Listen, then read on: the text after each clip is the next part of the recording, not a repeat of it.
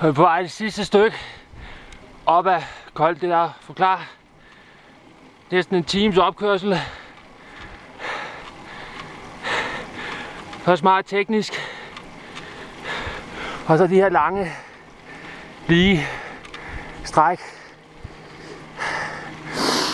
Jeg tror omkring 1500 meter. Vi er oppe i her.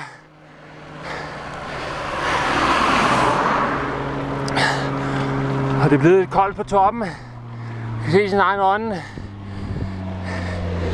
Det er ikke dårligt. Col de la Fouclard.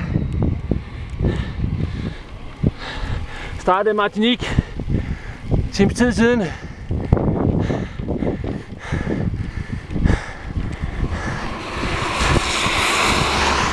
Så der er sgu 15-27 højdemeter.